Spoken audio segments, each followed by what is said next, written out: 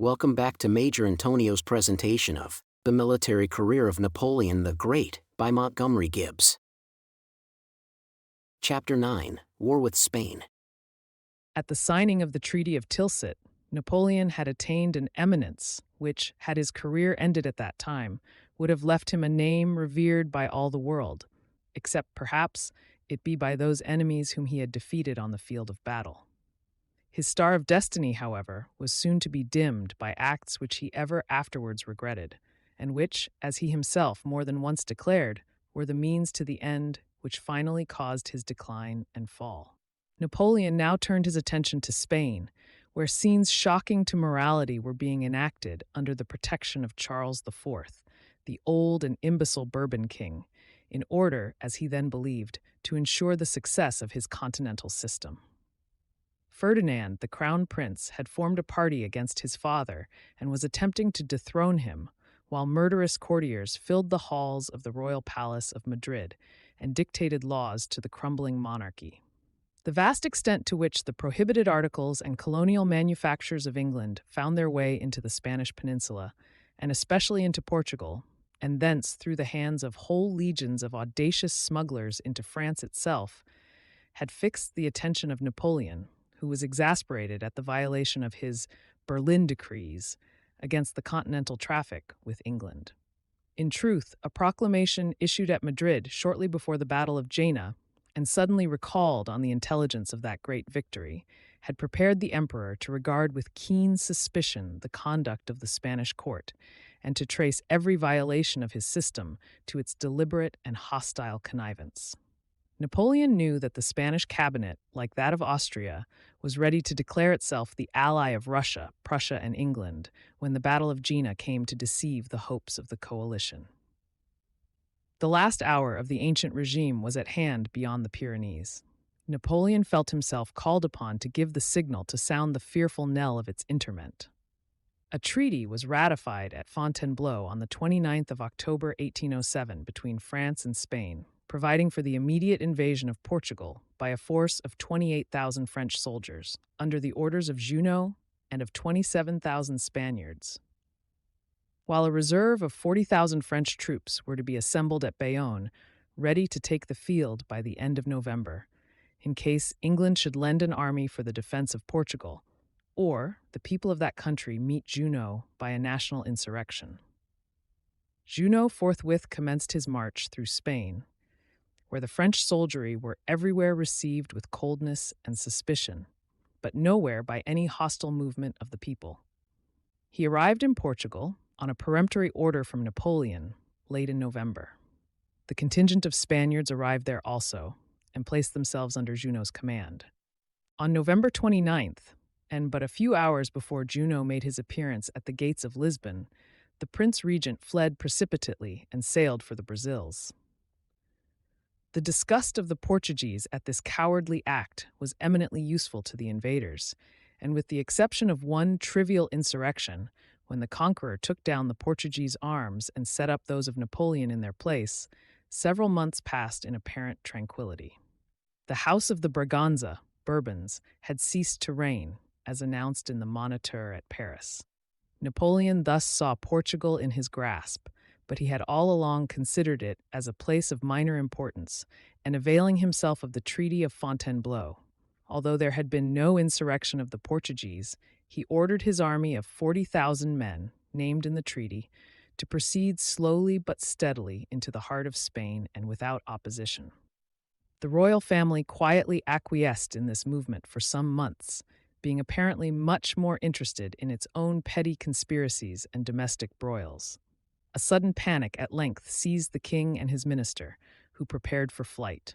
On the 18th of March, 1808, the House of Godoy, the court favorite, was sacked by the populace, Godoy himself assaulted, and his life saved with extreme difficulty by the royal guards, who placed him under arrest. At this, Charles IV abdicated his throne in terror, and on the 20th of March, Ferdinand his son was proclaimed king at Madrid, amid a tumult of popular applause. Murat had, ere this, assumed command of all the French troops in Spain, and hearing of the extremities to which the court factions had gone, he now moved rapidly on Madrid, surrounded the capital with 30,000 troops, and on the 23rd of March took possession of it in person at the head of 10,000 more. Charles IV, meanwhile, dispatched messengers both to Napoleon and to Murat, asserting that his abdication had been involuntary, and invoking their assistance against his son. Ferdinand entered Madrid on the 24th, found the French general in command of the capital, and in vain claimed his recognition as king. Napoleon heard with regret of the action of Murat, who had risked arousing the pride and anger of the Spaniards. He therefore sent Savary, in whose practiced skill he hoped to find a remedy for the military rashness of Murat, and who was to assume the chief direction of affairs at Madrid. Ferdinand was at length persuaded by Savary that his best chance of securing the aid and protection of Napoleon lay in meeting him on his way to the Spanish capital and strive to gain his ear before the emissaries of Godoy should be able to make an impression concerning Charles' rights. Ferdinand, therefore, took his departure and, passing the frontier, arrived at Bayonne on the 20th of April, where he was received by Napoleon with courtesy. In the evening, he was informed by Savary, who had accompanied him, that his doom was sealed, that the Bourbon dynasty had ceased to reign in Spain, and that his personal safety must depend on the readiness with which he should resign all his pretensions into the hands of Napoleon. Murat was now directed to employ means to have the old king and queen repair also to Bayonne, which they did, arriving there on May 4th. Following a bitter family quarrel, Charles IV resigned the crown of Spain for himself and his heirs, accepting in return from the hands of Napoleon a safe retreat in Italy and a splendid mansion. At the first interview, Charles IV and his son were irrevocably judged. "When I beheld them at my feet," Napoleon said later, "and could judge of all their incapacity, I took pity on the fate of a great nation. I seized the only opportunity which fortune presented me with for regenerating Spain, separating her from England, and closely uniting her with our system."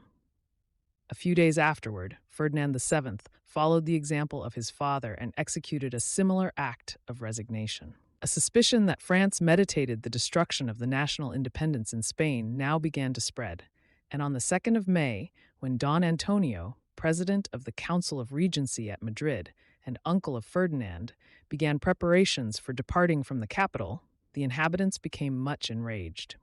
A crowd collected around the carriage, intended, as they concluded, to convey the last of the royal family out of Spain. The traces were cut and imprecations heaped upon the French. Colonel Lagrange, Murat's aide-de-camp, happening to appear on the spot, was cruelly maltreated, and in a moment the whole capital was in an uproar. The French soldiery were assaulted everywhere, about 700 being slain. The French cavalry, hearing the tumult, entered the city and a bloody massacre ensued. Many hundreds were made prisoners. The troops then charged through the streets from end to end, released their comrades, and ere nightfall had apparently restored tranquility. Murat ordered all the prisoners to be tried by a military commission, which doomed them to instant death.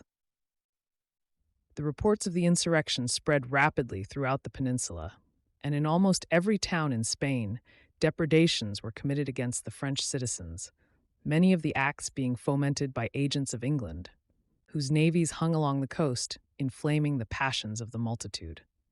Napoleon received this intelligence with alarm, but he had already gone too far to retreat.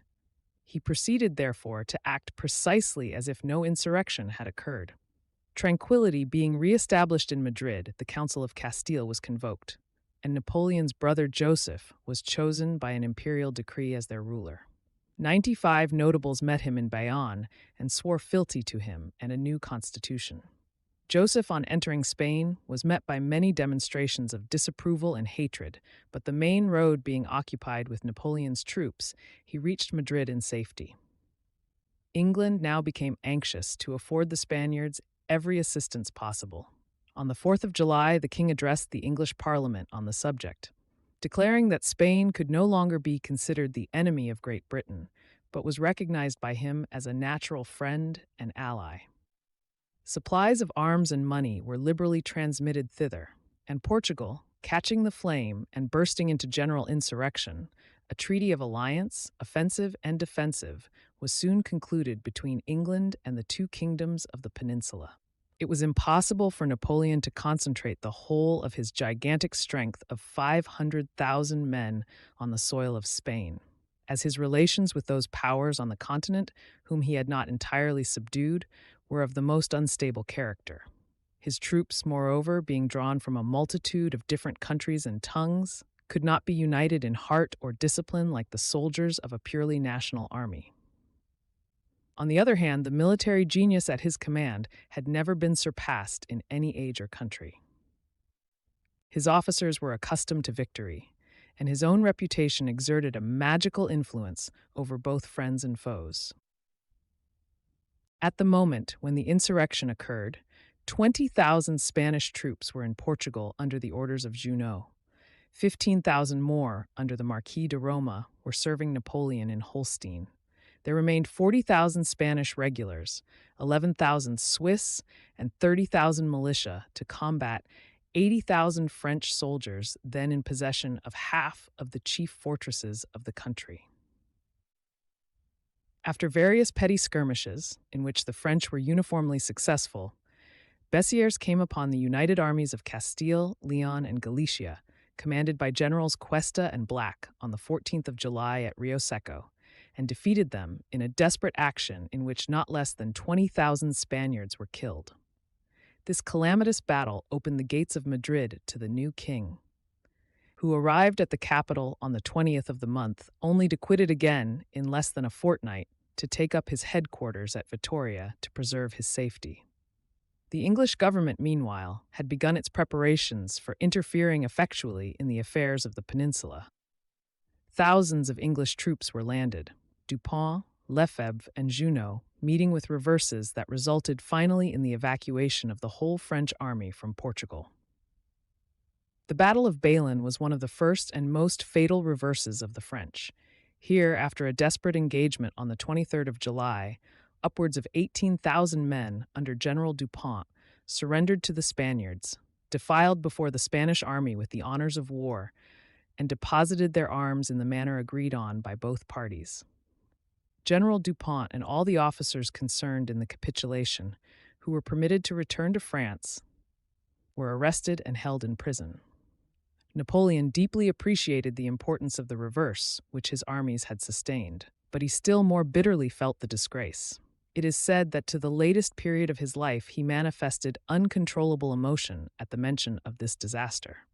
Subsequently, an imperial decree appeared, which prohibited every general or commander of a body of men to treat for any capitulation while in the open field, and declared disgraceful and criminal, and as such punishable with death, every capitulation of that kind, of which the result should be to make the troops lay down their arms. The catastrophe at Eylau and the valiant defense of Saragossa had in some measure opened the eyes of Napoleon to the character of the nation with whom he was contending. He acknowledged too late that he had imprudently entered into war, and committed a great fault in having commenced it with forces too few in number and too wildly scattered. On hearing of the ill luck of his three generals, he at once perceived that affairs in the peninsula demanded a keener eye and a firmer hand than his brothers, and he at once resolved to take the field himself, to cross the Pyrenees in person at the head of a force capable of sweeping the whole peninsula at one fell swoop, and restore to his brother's reign the auspices of a favorable fortune. When setting out from Paris in the early part of October 1808, the emperor announced that the peasants of Spain had rebelled against their king, that treachery had caused the ruin of one corps of his army, and that another had been forced by the English to evacuate Portugal. Recruiting his armies on the German frontier and in Italy, he now ordered his veteran troops to the amount of 200,000, including a vast and brilliant cavalry and a large body of the imperial guards, to be drafted from those frontiers and march through France towards Spain. As these warlike columns passed through Paris, Napoleon addressed to them one of those orations that never failed to fill them with enthusiasm.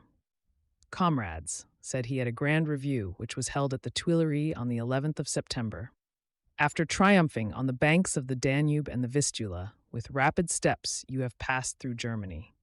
This day, without a moment of repose, I command you to traverse France. Soldiers, I have need of you.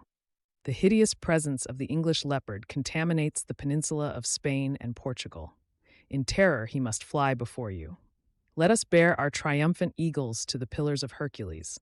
There also we have injuries to avenge. Soldiers, you have surpassed the renown of modern armies, but you have not yet equaled the glory of those Romans, who in one and the same campaign were victorious on the Rhine and the Euphrates, in Illyria and on the Tagus. A long peace, a lasting prosperity, shall be the reward of your labors. A real Frenchman should not rest, until the seas are free and open to all. Soldiers, what you have done and what you are about to do, for the happiness of the French people and for my glory, shall be eternal in my heart. Having thus dismissed his faithful troops, Napoleon himself traveled rapidly to Erfurt, where he had invited the Emperor Alexander to confer with him. Here they addressed a joint letter to the King of England, proposing once more a general peace. But as they both refused to acknowledge any authority in Spain save that of King Joseph, the answer was in the negative. Austria also positively refused to recognize Joseph Bonaparte as King of Spain, and this answer was enough to satisfy Napoleon that she was determined on another campaign.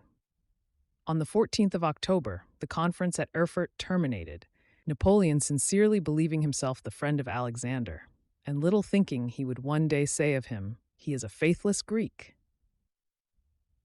10 days later, Napoleon was present at the opening of the legislative session at Paris, where he spoke with confidence of his designs and hopes in regard to Spain. "I depart in a few days to place myself at the head of my troops," he said, "and with the aid of God, to crown the King of Spain in Madrid and plant my eagles on the forts of Lisbon." 2 days later, he left the capital and reached Bayonne on the 3rd of November, where he remained directing the movements of the last columns of his army until the morning of the 8th.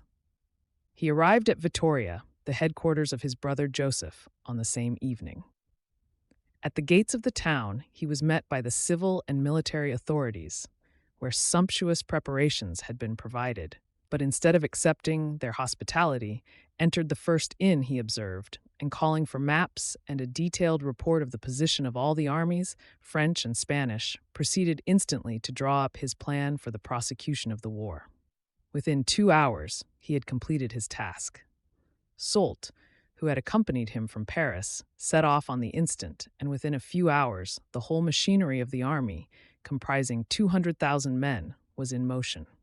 Ere long, Napoleon saw the main way to Madrid open before him, except some forces said to be posted at the strong defile of the Somosierra, within 10 miles of the capital. Saragossa on the east, the British army in Portugal on the west, and Madrid in front were the only far-separated points on which any show of opposition was still to be traced from the frontiers of France to those of Portugal, and from the sea coast to the Tagus. Having regulated everything on his wings and rear, the emperor with his imperial guards and the first division of the army now marched towards Madrid, his vanguard reaching the foot of the Somosierra chain on the 30th of November. Here he found that a corps of 12,000 or 13,000 men had been assembled for the defense of that pass under General San Juan.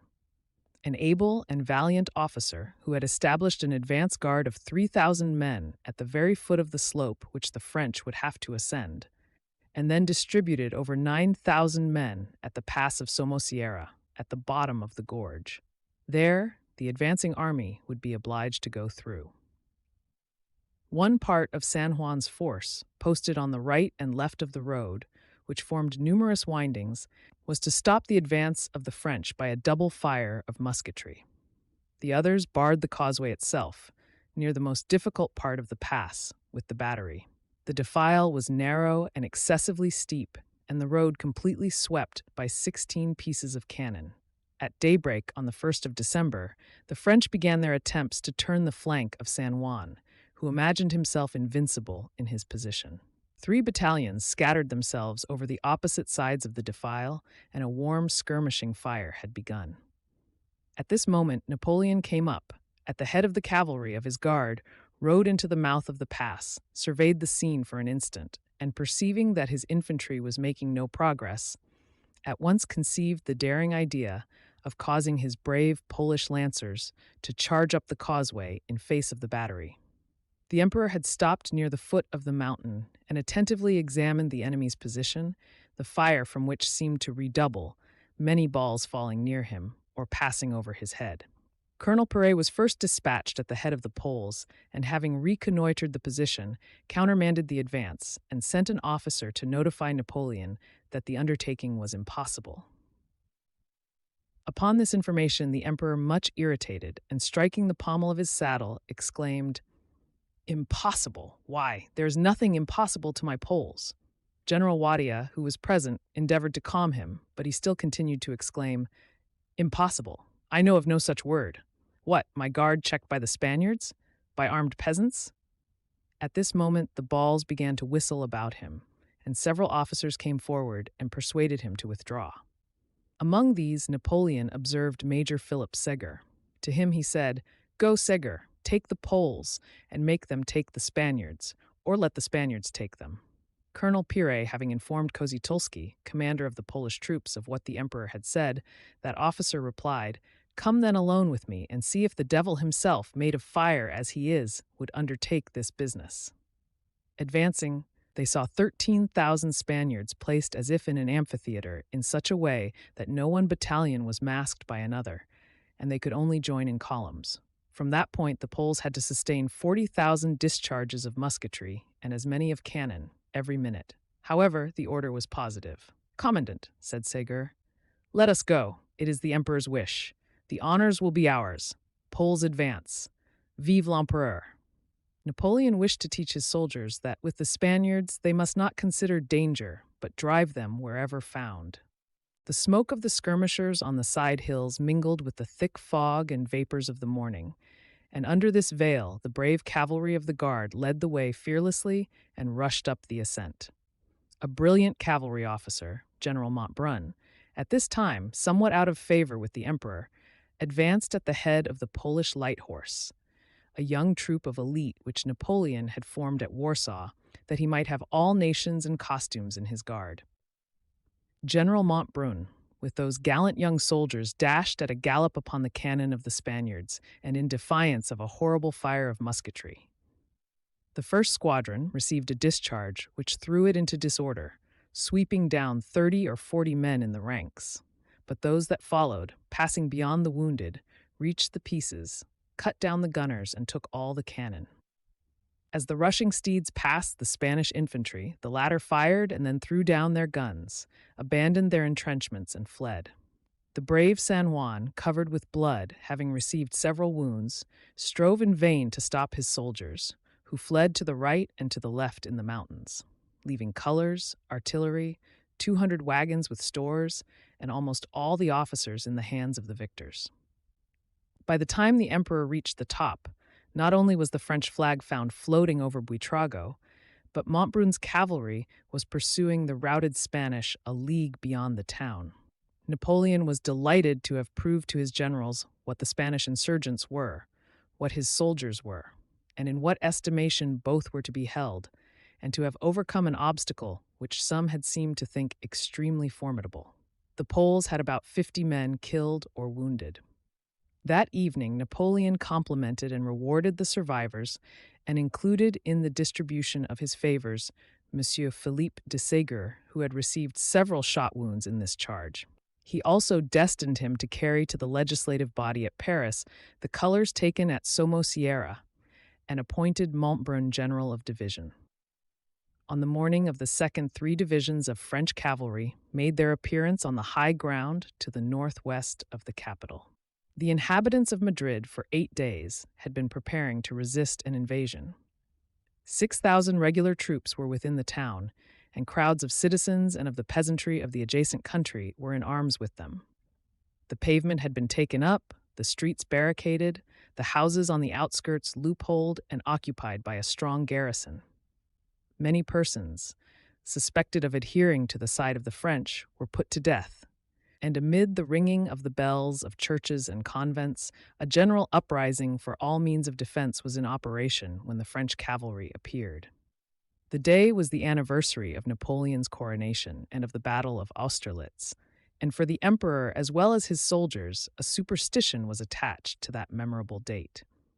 The fine cavalry, on beholding its glorious chief, raised unanimous acclamations, which mingled with the shouts of rage sent up by the Spaniards on seeing the French at their portals.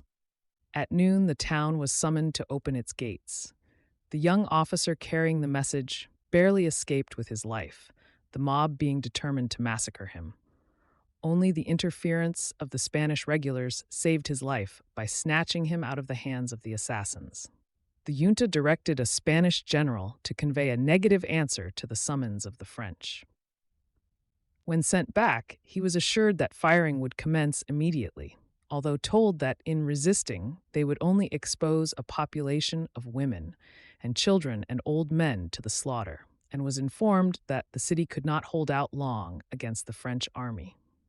Napoleon waited until his artillery and infantry came up in the evening, and then the place was invested on one side. The emperor made a reconnaissance himself on horseback around Madrid, and formed the plan of attack, which might be divided into several successive acts, so as to summon the place after each of them, and to reduce it rather by intimidation than by the employment of formidable military means. At midnight, the city was again summoned, and the answer still being defiant, the batteries began to open. Terror now began to prevail within, and shortly afterward the city was summoned for the third time. Thomas de Morla, the governor, came to demand a suspension of arms. He said that all sensible men in Madrid were convinced of the necessity of surrendering, but that it was necessary to make the French troops retire and allow the junta time to pacify the people and to induce them to lay down their arms. Napoleon replied with some show of anger that Morla himself had excited and misled the people.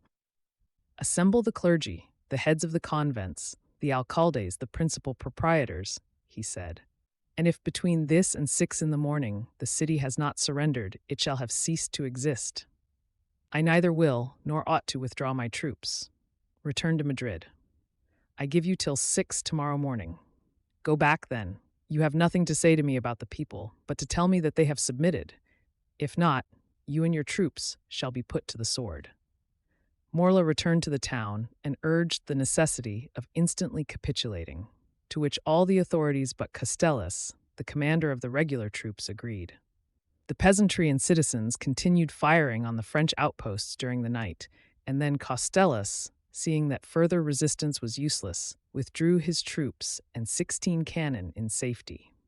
At 8 o'clock on the morning of the 4th, Madrid surrendered. The Spaniards were at once disarmed, and the French troops filled the town and established themselves in the great buildings. Napoleon took up his residence in a country house near the capital. He gave orders for a general and immediate disarming, and tranquility was once more restored, the shops and theaters being opened as usual. Napoleon now exercised all the rights of a conqueror and issued edicts abolishing, among other evils, the Inquisition of the Jesuits, as well as the feudal institutions of the Middle Ages. He received a deputation of the chief inhabitants, who came to signify their desire to see his brother Joseph among them again. His answer was that Spain was his own by right of conquest, that he could easily rule it by viceroys, but if they chose to assemble in their churches, priests and people, and swear allegiance to Joseph, he was not indisposed to listen to their request. He distinctly affirmed that he would, in case they proved disloyal, put the crown upon his own head, treat the country as a conquered province, and find another kingdom for his brother. "For," added he, "God has given me both the inclination and the power to surmount all obstacles." Meanwhile, Napoleon was making arrangements for the completion of his conquest. His plan was to invade Andalusia, Valencia, and Galicia by his lieutenants, and march in person to Lisbon. On learning on December 19th that the English army under Sir John Moore, amounting to 20,000 men, had put itself in motion, had advanced into Spain and left Salamanca to proceed to Valladolid, that a separate British corps of 13,000 men under Sir David Baird had recently landed at Corunna, with orders to march through Galicia and effect a junction with Moore, either at Salamanca or Valladolid, Napoleon resolved to advance in person and overwhelm Moore. His resolution was instantly taken with that promptness of decision and unerring judgment which never forsook him. He instantly put himself at the head of 50,000 men and marched with incredible rapidity, with the view of intercepting Moore's communications with Portugal, and in short hemming the English commander in between himself and Soult. Moore no sooner heard that Napoleon was approaching than he perceived the necessity of an immediate retreat, and he commenced, accordingly, a most calamitous one through the naked mountains of Galicia, in which his troops displayed a most lamentable want of discipline. They ill-treated the inhabitants, straggled from their ranks, and in short lost the appearance of an army except when the trumpet warned them that they might expect the French to charge. Leaving Chamartin on the morning of the 22nd of December, Napoleon arrived at the foot of the Guadarrama as the infantry of his guard was beginning to ascend it. The weather, which till then had been superb, had suddenly become terrible, and at the very moment when forced marches were to be performed, as it was necessary that they lose no time in coming up with the English. Napoleon, seeing the infantry of his guard accumulating at the entrance of the gorge, in which the gun carriages were also crowded together, spurred his horse into a gallop and gained the head of the column which he found detained by the hurricane. The peasants declared that it was impossible to pass without being exposed to the greatest dangers. This, however, was not sufficient to stop the conqueror of the Alps. He made the chasseurs of his guard dismount and ordered them to advance first in close column, conducted by guides. These bold fellows, marching at the head of the army and trampling down the snow with their own feet and those of their horses, formed a beaten track for the troops who followed. The emperor himself climbed the mountain on foot, amidst the chasseurs of his guard, merely leaning, when he felt fatigued, on the arm of General Savary. The cold, which was as severe as at Eylau, did not prevent him from crossing the Guadarrama. General Marbeau, who accompanied Napoleon on the journey, says in his memoirs, "A furious snowstorm, with a fierce wind, made the passage of the mountains almost impracticable. Men and horses were hurled over precipices. The leading battalions had actually begun to retreat, but Napoleon was resolved to overtake the English at all cost. He spoke to the men and ordered that the members of each section should hold one another by the arm. The cavalry, dismounting, did the same. The staff was formed in similar fashion, the emperor between Lannes and Duroc, we following with locked arms. And so, in spite of wind, snow, and ice, we proceeded, though it took us 4 hours to reach the top. Halfway up, the marshals and generals, who wore jackboots, could go no farther. Napoleon, therefore, got hoisted onto a gun and bestrode it. The marshals and generals did the same, and in this grotesque order they reached the convent at the summit. There the troops were rested and wine served out. The descent, though awkward, was better. Napoleon spent the night in a miserable post-house in the little village of Espinard. On the mules laden with his baggage had been brought the wherewithal to serve him with supper, and which he shared with his officers, cheerfully conversing with them on that series of extraordinary adventures which had commenced at the school of Brienne, to end he knew not where. Next day the emperor proceeded with his guard, but the infantry advanced with difficulty, and the artillery could not stir owing to the frightful quagmires. The stragglers and baggage came up slowly, while Napoleon, anxious to meet the fleeing English troops, pushed on with his advance guard and with his chasseurs until Benevento was reached. Here he came up with his own troops in pursuit of Moore at Benevento on the 29th of December, and enjoyed for a moment, from his headquarters established there, the spectacle of the English army in full retreat. The French columns seemed to rival each other in their efforts to overtake the enemy.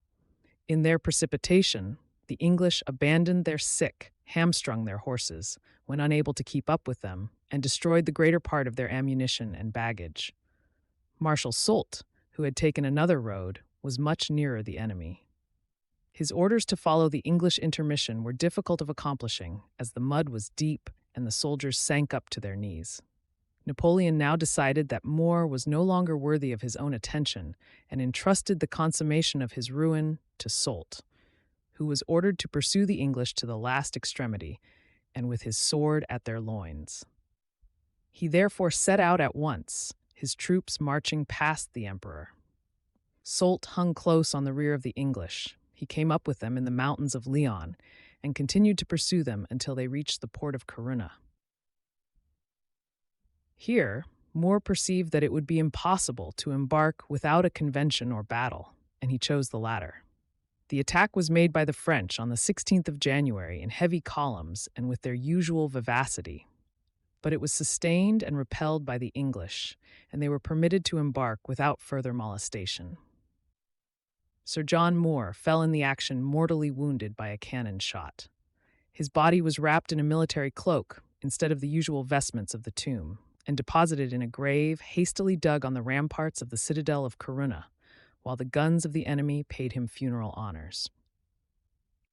The next morning, the grenadiers of France, who had been struck with admiration at the chivalry of the English commander, gathered reverently around the new-made grave.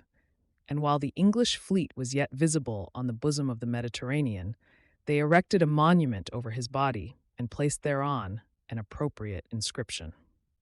Napoleon, having been informed of the embarkation of the English army, instead of returning to Madrid to complete his Spanish conquest, proceeded at once towards Astorga, where his fears with reference to Austria were heightened by news from Paris by courier. The storm that was gathering once more along the shores of the Danube was of more vital consequence to France than the kingdom of Joseph Bonaparte. On his arrival at Astorga, he changed all his plans. It was late at night when the emperor and Lannes, escorted only by their staffs and some 100 cavalry, entered Astorga, says General Marbeau. So tired and anxious for shelter and warmth was everyone that the place was scarcely searched. If the enemy had had warning of this and returned on their tracks, they might perhaps have carried off the emperor. Fortunately, they were in too great a hurry, and we did not find one of them in the town. Every minute, fresh bodies of French troops were coming up, and the safety of the imperial headquarters was soon secured. Proceeding to Valladolid with his guard, which he wished to keep as near to events in Germany as himself, after placing Joseph on the throne at Madrid again, he soon afterwards hastened to Paris with all speed, riding on post horses on one occasion not less than 85 miles in 5½ hours. He had traversed Spain with the rapidity of lightning, followed by his guard to the spot where new dangers and triumphs awaited him. He left behind a feeble king, equally as incapable of keeping as obtaining a conquest, and marshals who, no longer restrained by the presence of an inflexible chief, for the most part delivered themselves over to their own self-love or private jealousies. In his memorial, written in exile at St. Helena, Napoleon said that the War of Spain destroyed him, and that all the circumstances of his disasters connect themselves with this fatal knot. In the crisis France was placed in, he said at another time, in the struggle of new ideas in the great cause of the age against the rest of Europe, we could not leave Spain behind. This concludes today's reading of The Military Career of Napoleon the Great by Montgomery Gibbs. Join us also next week for the subsequent part. Subscribe to Major Intonio's channel. Thank you for listening, and so long.